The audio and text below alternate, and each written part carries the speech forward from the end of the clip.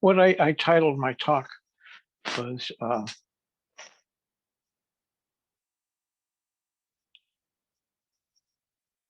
Walking the Path. And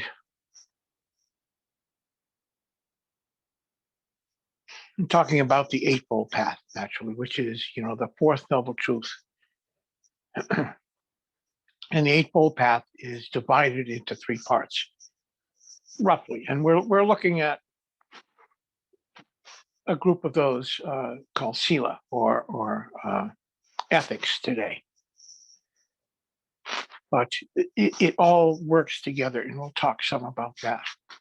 If you look at the suttas, you'll find that the Buddha almost always talked about the Eightfold Path, some aspect of the Eightfold Path. And he talked about the Eightfold Path because that is not just the way that's offered to escape suffering, but also the path to enlightenment.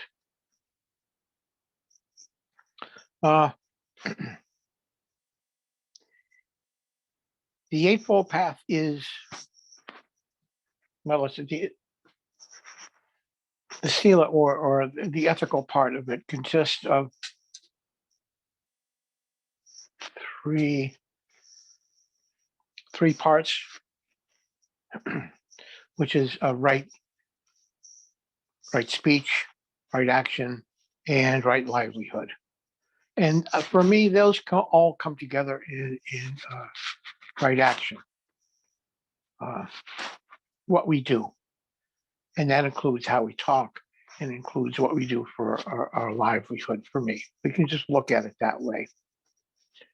The reason that if you look at the Eightfold Path and you look at this section, you don't see you must do this, you have to do that, you have to do this. The Eightfold Path are a series of signposts or guides as to how we can walk the path, the middle way. And the middle way for me isn't just, like halfway between extremes. The middle way is the peaceful way. It's a way that's productive for us, and it's a way that is right for us. The Buddha didn't tell us you have to do this or that. He said, this is what you need to look at. When we're looking at ethics, we need to look at our ethics. We need to, for me, taking the precepts was a big step for doing that. The precepts, there are 5 precepts that we look at in this practice. The first one is not to kill anyone. The second one is not to steal. The third is to not lie or to tell the truth. And then the fourth is to not be consuming drugs or alcohol. And the fifth is to not engage in harmful sexual acts. When we take the precepts, it sounds, well, that's pretty easy. I think I can do that. It's not that there are rigid lines there, but those are areas that we can use to help guide ourselves along in the Eightfold Path. If we are looking at our ethical stand, that's a good place to do it. Now, the Buddha wanted us to examine in ourselves where we are in this. And like in the precept not to kill anyone, that is where we begin. There are some of us who are vegetarians and see our path, like that part of our path is having derived from that, not to kill anyone and then not to kill anything. And then, not to eat animals. Some people need to eat meat for their health, and that's fine. However, like for me, eating meat because I like the taste was not acceptable. And that's where I was at. But we all need to find where we are in this path. And the suttas help. The precepts help. The reason that we all need to find our own way here is because we are all individually responsible. And we all need to know where we are. The Buddha said that, like trying to reach, to attain enlightenment without establishing an ethical standard for ourselves is like trying to row a boat across a lake while you're still tied to the dock.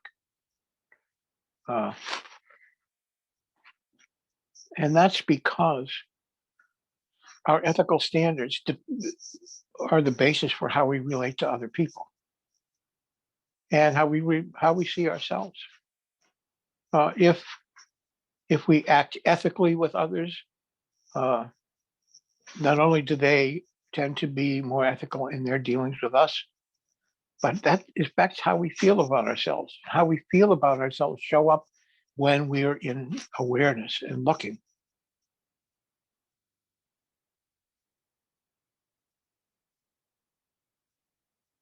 So that's part of how things kind of tie together.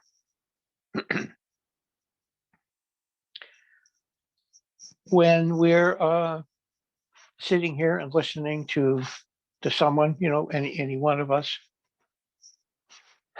it's important to keep in mind that one of the things that I think is very important that the Buddha said is, I'm pointing the way, and here you are looking at my finger. And that's not where we need to be. We need to really be finding for ourselves how we work on the path. I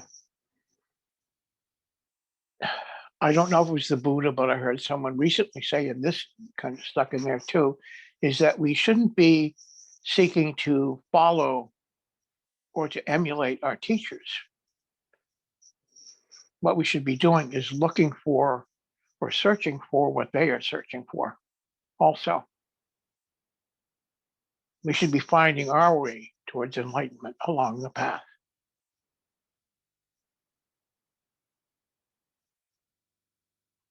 The Eightfold Path, it's not, like you have to remember these eight things and follow them rigidly. They are areas for us to look at ourselves when we sit in awareness and something arises about us that we may not like. Usually that's something that's ethical. And we want to adjust that. We may want to adjust that to reflect where we want to be. And that's going to be different for everyone. Each of us really is finding our own path towards enlightenment. And the Eightfold Path is kind of our signpost along the way there.